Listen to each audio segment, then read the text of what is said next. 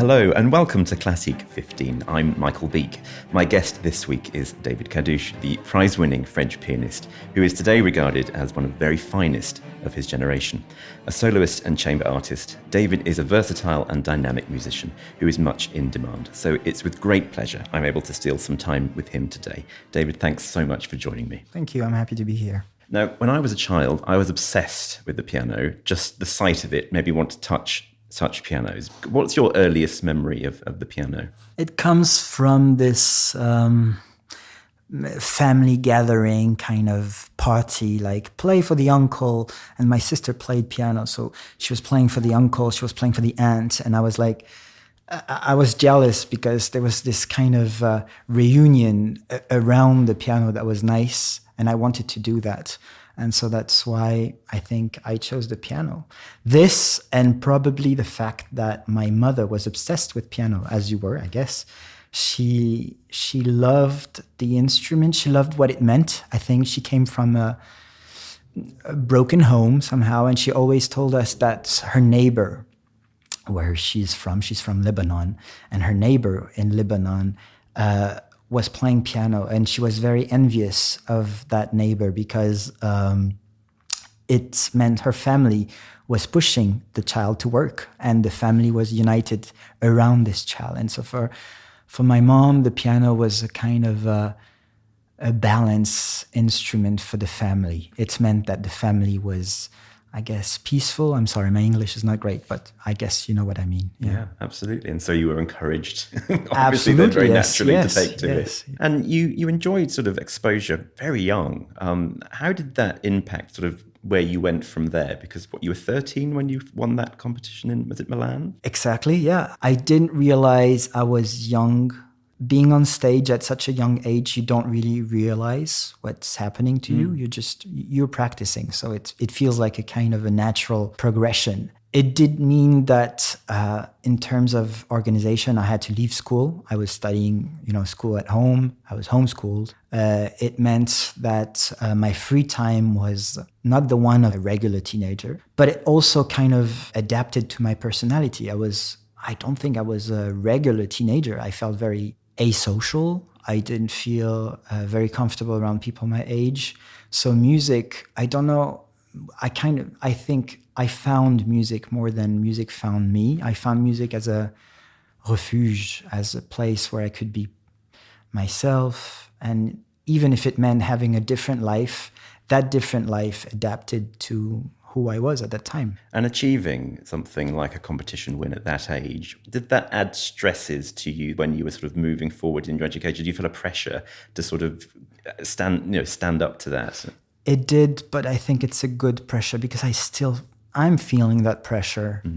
If it's not a competition, it's a recording that I heard and of people playing the same piece that I'm playing and I find wonderful. So I have pressure of trying to find a version of mine.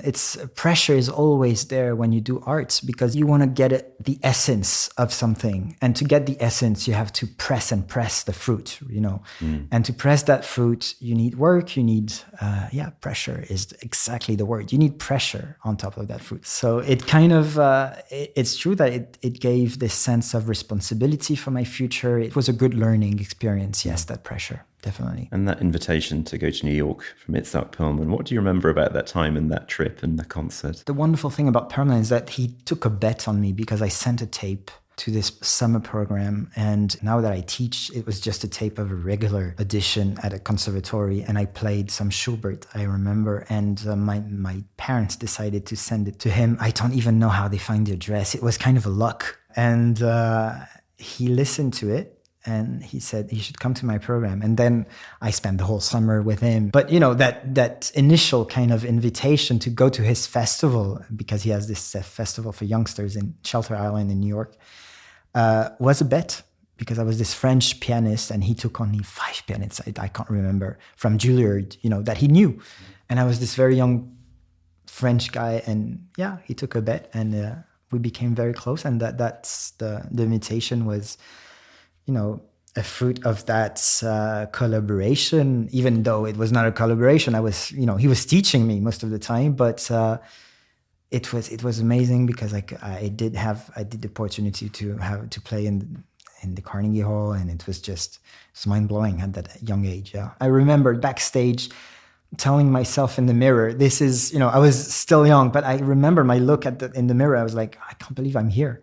And what would you say to young artists who are stepping out of the conservatoire sort of system and thinking about a professional career in music? There's all sorts of hurdles they have to sort of get over in order to get to the point where you are now. Obviously, you're a fair few years down. What would you say to them? What's the advice you would give them for the first things they should be thinking about, do you think? They really have to listen to as much music as possible, I would say.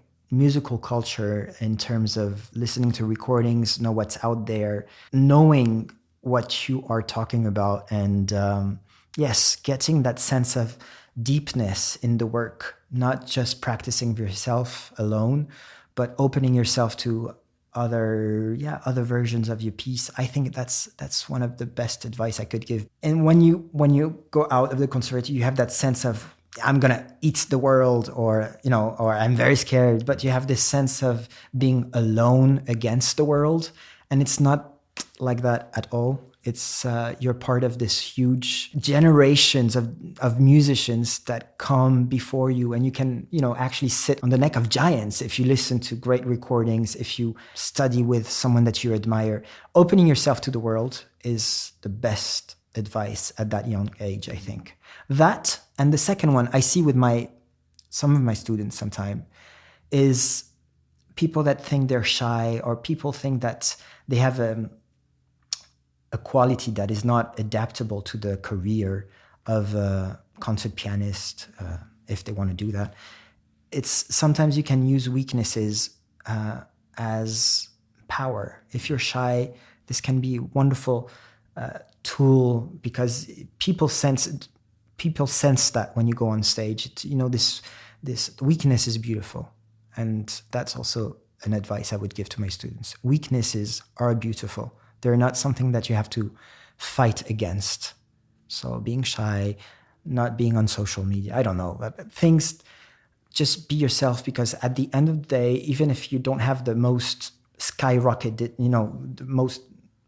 the fastest career ever, if you're sincere with who you are and you present yourself in very humble way on stage, I think that transparency is what's actually moving the audience at the end of the day. I mean, when you were studying, was there any talk about how you promote yourself as a musician? Were you really just focusing on the music rather than sort of the business of music? Were you even thinking about how to be a performer? Because I imagine it's one thing to be a fine pianist, practically and technically, but then to actually be able to stand on a stage in front of thousands of people, that's a different thing, isn't it? You're right. I'm 36. My generation didn't really have that question in mind. It was mostly about practicing, winning competitions, and getting out there and having your concerts. Now you do have to deal with everything. You have to know how to talk. You have to have a project. You have to have social media, a persona on stage, on the public eye. So you have all those things to deal with. But I think people adapt themselves really quickly. I see that with the youngsters that I go and see at concerts, or people that I follow, or people that I teach. They really adapt. I feel that this is not something that has to be taught. I do think that it's a huge kind of mental toll sometimes. It takes a lot on someone to...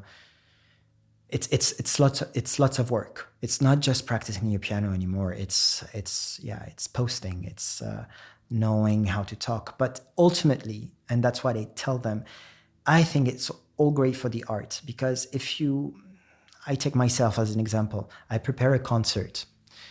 Now I like to speak to the audience, so I'll prepare a little speech. That speech is an extra work, yeah. But at the end of the day, I learn new things about the pieces that I play. I open myself to other versions of the piece because I get to listen to other things. I listen to radio programs about that piece. I see videos on YouTube about other things about that piece. And so that extra work actually is contributing to me playing, I think, ultimately better. Sure. Posting on social media, it's lots of work. But at the end of the day, also, you have to realize that people that go to see your page, they want to see your personality. So they want to see sincerity. It helps define an artist in a very interesting way, those social medias, because in a couple of pictures, a couple of videos, you do have to get this sense of personality too. And as an artist that has, those words are scary, but they're not that scary. As an artist that has to sell himself in a very efficient way, social media is kind of a very good way to express who you are in very little words and in a very economic kind of way. So I think it's ultimately all those things are a great deal of work, a great deal of pressure, but they do contribute sometimes to a better artist, I would say.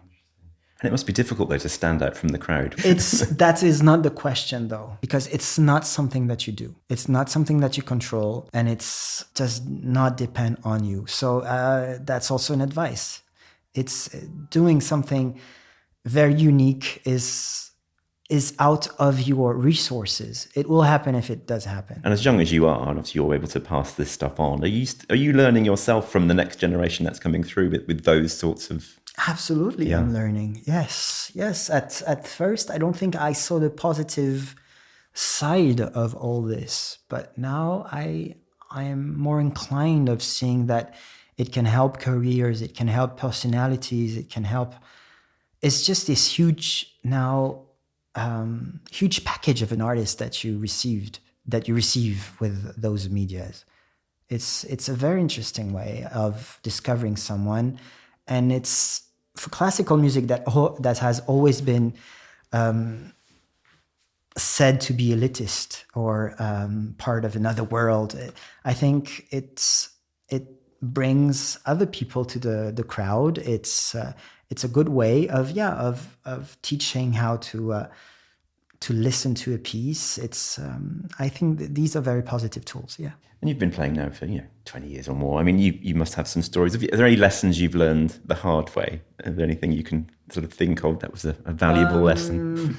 Always think positive. I think in this job, it's such a hard job that being dramatic and negative in terms of when you're playing with other people is not helping.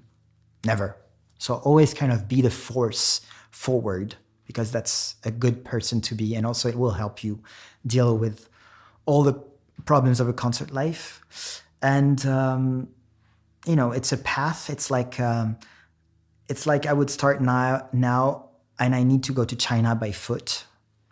And I do have to start somewhere, and I do have to, start walking at one point. So music is like that. I might never get to China, but it's the path that counts. So put yourself out there, work, listen to other things, but do the walking. And the walking, it can be many things. It can be listening to other people. It can be working in other fields of music. It can be. It's the walking that it's important. Do yourself a favor and start walking. Sure, and people walk with you as well, I imagine. So who have been like the key people for you so far who've gone on that journey with you, and have they given you any advice that has stuck with you that you would want to pass on? I think Dimitri Bashkirov, the person that I've been working with for years in Madrid, was extremely helpful in terms of imagining the sounds and creating my own musical world. When I'm in the subway singing myself, the melodies of singing the piece inside of me all the time. Music is not just when you practice your piano, it's all the time. That's a valuable lesson. Barenboim, in terms of being able to explain whatever you want to do in music. If you have a process, being able to express it in words is a very important part of understanding the process. And Kirill Gerstein, he's a German wonderful pianist, very famous. Maybe the economy of of the moving. I did lots of moving when I was at the piano playing when I was younger. And the way he plays, that is very humble, his simplicity inspired me a lot to be a more, to find a simpler, a purer form of playing. So that helped me, yeah. These are the three people that I would say that inspired me the most. I'm sure that will inspire in itself young musicians listening to this. So thank you, David, for your time today. Much. It's been a pleasure. Thank you. And that's all from this edition of Classeek 15. Thank you for listening. And until the next time, goodbye.